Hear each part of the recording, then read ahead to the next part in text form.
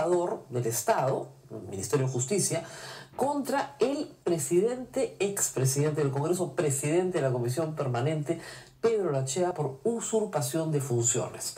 Muchos han llamado a la atención de este evento, señalando que probablemente el Ejecutivo no quiera o trate de impedir que el Tribunal Constitucional se pronuncie sobre la demanda competencial interpuesta por el mismo señor Olachea. Así que vamos paso a paso. Primero vamos por el delito de usurpación de funciones, que hay algunas cosas que decir. El delito de usurpación de funciones está en el Código Penal. Es una acción autónoma de la competencial, no tiene nada que ver, se ve en vías separadas y lo que examina es la conducta de un funcionario que ha tomado funciones que no le son propias. En el caso de esta demanda, se refiere específicamente al acto de presentarse ante el Tribunal Constitucional como presidente del Congreso cuando ya no lo es. Sin embargo, creo que la discusión sobre el asunto de la usurpación de funciones es mucho más amplia y el procurador, si es que el Estado, es decir, el Poder Ejecutivo, quiere acusar, ha cometido un error.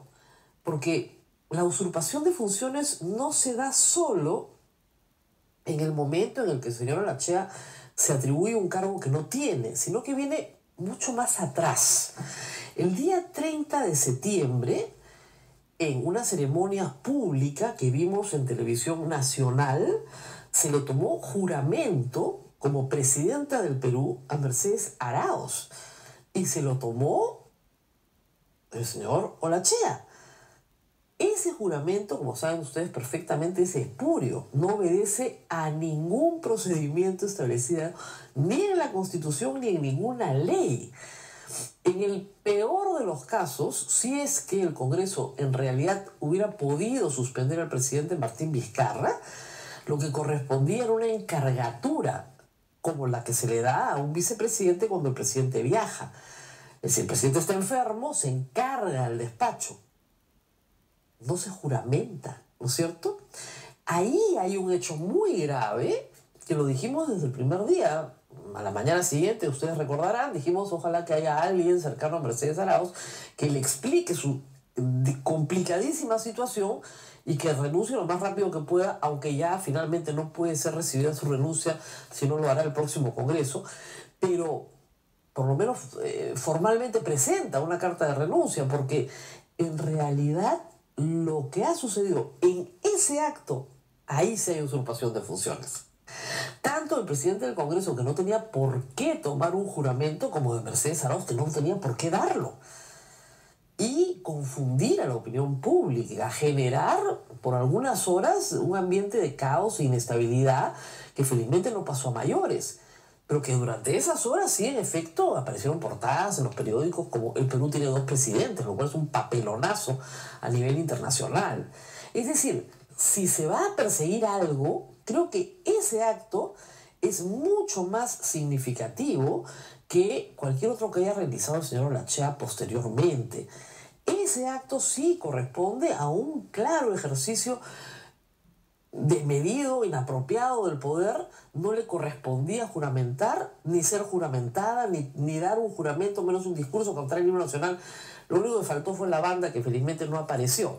Entonces, yo sí creo que si el Estado, a través del procurador, del Poder Ejecutivo, quiere continuar con este tipo de acciones, más bien debería fijarse no tanto en un recurso que puede ser presentado de manera inapropiada, como lo que ha sucedido antes. Ahí sí hay una usurpación de función. El presidente del Congreso no tenía por qué tomar juramento a Mercedes Arauz ni a Mercedes Arauz darlo. Probablemente el presidente de la República no quiere iniciar una acción penal contra la vicepresidenta, pero lo cierto es que la acción penal se sigue de oficio. Y la Fiscalía, una vez que se abre el abanico de la usurpación de funciones, creo que puede investigar mucho más allá de este hecho puntual de presentar un recurso en representación de quien ya no puede representar. Hay una continuidad, por tanto, de actos de usurpación.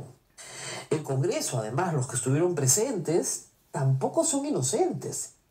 Ellos votaron por suspender al presidente de la República en atribución, y eso es infracción de la Constitución, de un artículo que no aplicaba a la situación, que es el 114, que se utiliza, reitero, cuando el presidente está enfermo, cuando está físicamente impedido de ejercer la presidencia, pero no ha muerto. Ahí se suspende y se encarga el despacho hasta que el presidente o se cura o se muere, pero esa es la situación. Y creo que ahí hay mucho más que examinar. Pero en fin, yendo ya a la demanda competencial, lo primero que tiene que hacer el Tribunal Constitucional, no usted, yo ni nadie, es definir si la demanda es admisible o no. Si es que el señor Lachea tiene legitimación o no.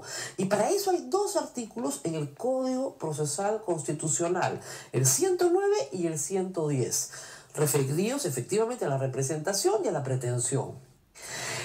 Lo que dice acá claramente es que los poderes o entidades estatales en conflicto actúan en el proceso a través de sus titulares. ¿Tiene el Congreso un titular? Hoy no, porque el Congreso está disuelto. Muy bien. Tratándose de entidades de composición colegiada, la decisión requerirá contar con la aprobación del respectivo pleno. No hay ningún pleno. Sin embargo, podría ser admisible, dependerá del tribunal, el siguiente razonamiento. La comisión permanente es el pleno, una vez disuelto el Congreso, y solicita como comisión permanente, y el señor Lachea como su titular, un pronunciamiento sobre la disolución del Congreso. Esa es la única forma de admitirlo. Es decir, señor, reformule su planteamiento, usted como presidente de la comisión permanente, establezca una delegación que sí la tiene de la comisión permanente y así podríamos admitir. Sería un camino. El otro es la pretensión misma. Y acá viene lo que es más complicado para el tema de fondo. El señor Olachea quiere que se discuta si el presidente de la República, Martín Vizcarra, tiene competencia o no para disolver el Congreso. Y esa competencia está en la Constitución. O sea, no puede el Tribunal Constitucional decir que no tiene competencia para disolver el Congreso porque sí la tiene. Y no hay tampoco un choque de competencias. Lean bien el artículo 110. El conflicto, ¿cuándo se produce? Cuando alguno de los poderes o entidades estatales, a que se refiere el artículo anterior, adopta decisiones o rehúye deliberadamente actuaciones afectando competencias o atribuciones que la Constitución y las leyes orgánicas confieren a otro.